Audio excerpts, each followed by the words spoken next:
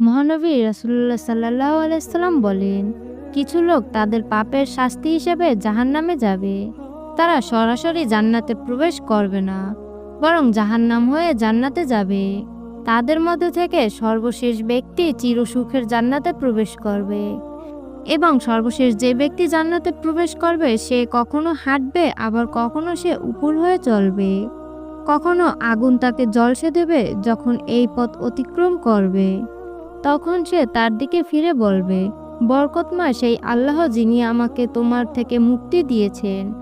আল্লাহ আমাকে এমন জিনিস দান করেছেন যা আগে পরের কাউকে তিনি দান করেননি।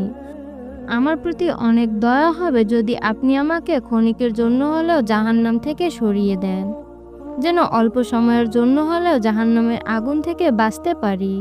আল্লাহ তাআলা তাকে বলবেন, যদি আমি তোমাকে সেখান থেকে সরিয়ে দেই এরপর আর কিছু দাবি করবে না তো? তখন বলবে, হে আল্লাহ, আমি ওয়াদা করছি, শুধু একবার আমাকে বের করে দেন, এরপর আমি আপনার কাছে কোনো কিছুই দাবি করব না। আল্লাহ তাআলা তাকে বলবেন, আচ্ছা ঠিক আছে, তোমার কথা মেনে নিচ্ছি। তারপর ওই ব্যক্তিকে জাহান্নাম থেকে বের করে উপরে বসিয়ে দেওয়া হবে। জাহান্নামের পরে কিছুক্ষণ বসে থাকার পর তার চিন্তা শক্তি আরও কিছু পাওয়ার আশা, ফলে সে আবার বলবে, হে আল্লাহ, জাহান্নামের আগুন থেকে আপনি তো মুক্তি দিয়েছেন, এটা আপনার দয়া ও করুণা। এবার এমন এক স্থানে দেন যেখানে জাহান্নামের আগুনের শিখা পুরোপুরি বহন করছে। যদি আমাকে সামান্য সময়ের জন্য এমন স্থানে নিয়ে যেতেন সেখানে জাহান্নামের উত্তাপ আমাকে স্পর্শ করতে পারবে না। তুমি তো সবেমাত্র অঙ্গীকার করেছো যে আর কিছু চাইবে না, আর এখন সেই ওয়াদার খেলাপ করছো। বান্দা তখন বলবে, হে আল্লাহ, বেশি নয়, আমাকে এখান থেকে একটু দূরে সরিয়ে দিন, এরপর আমি আর কিছুই বলবো না, আর কিছুই চাইবো না। আল্লাহ তার অপরগত কবুল করবেন, কারণ সে এমন জিনিস দেখাবে যার উপরে ধৈর্য ধারণ করা তার পক্ষে সম্ভব হবে না। সুতরাং আল্লাহ তাআলা তার আবেদন কবুল করে তাকে সামান্য দূরে সরিয়ে দেবেন, যেখান থেকে জান্নাতের হৃদয় কারা মনোমুগ্ধকর দৃশ্যগুলো সে অবলম্বন করবে, এবং সে জান্নাতবাসীদের আওয়াজ শুনতে পাবে। কিছুক্ষণ পর সে বলবে, হে আল্লাহ, আপনি আমার দয়া ও অনুগ্রহের দ্বারা আমাকে জাহান্নামের আগুন থেকে মুক্তি দিয়েছেন এবং এমন স্থানে বসিয়েছেন যেখানে জান্নাতের দৃশ্য স্পষ্ট দেখা যায়।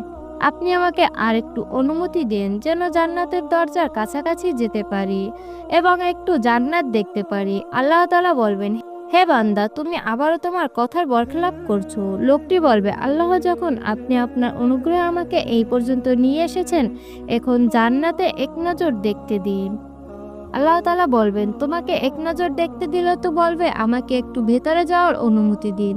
লোকটি তখন বলবে, হে আল্লাহ, শুধু এক ঝলক দেখতে দিন, এরপর আর কিছুই চাইবো না। তারপর আল্লাহ তাআলা তাকে এক নজর জান্নাত দেখার সুযোগ দেবেন, কিন্তু জান্নাতকে এক ঝলক দেখার সঙ্গে সঙ্গে সে বলে উঠবে, হে আল্লাহ, আপনি তো পরম দয়ালু অনুগ্রহকারী, আপনি যখন আমাকে এত দয়া করেছেন, এখন আরেকটু দয়া করুন, মেহেরবানি করে এর ভিতরে প্রবেশ করিয়ে দিন।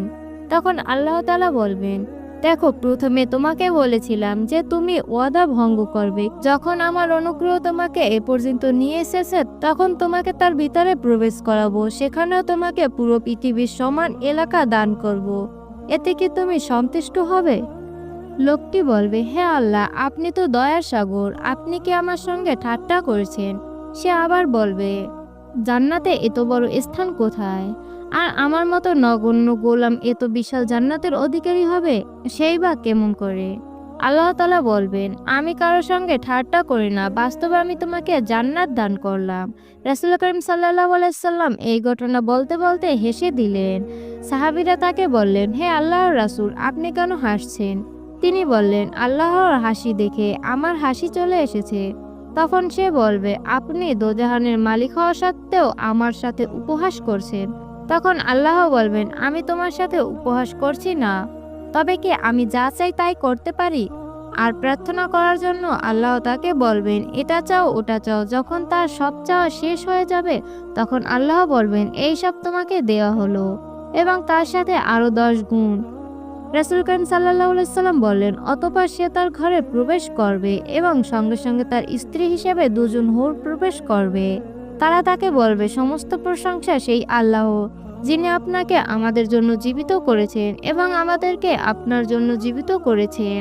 রাসূল করিম সাল্লাল্লাহু আলাইহি সাল্লাম বললেন, সে বলবে, আমাকে যা দেওয়া হয়েছে তার মতো কাউকে দেওয়া হয়নি। এরপর যেসব সাহাবী হাদিসটি শুনেছেন, এমনভাবে রাসূল করিম সাল্লাল্লাহু আলাইহি সাল্লামের যুগ থেকে আজ পর্যন্ত কোনো মুহাদ্দিসগণ যখনই হাদিসটি বর্ণনা করেন তখন হাসেন এবং যারা শোনেন তারাও হাসেন।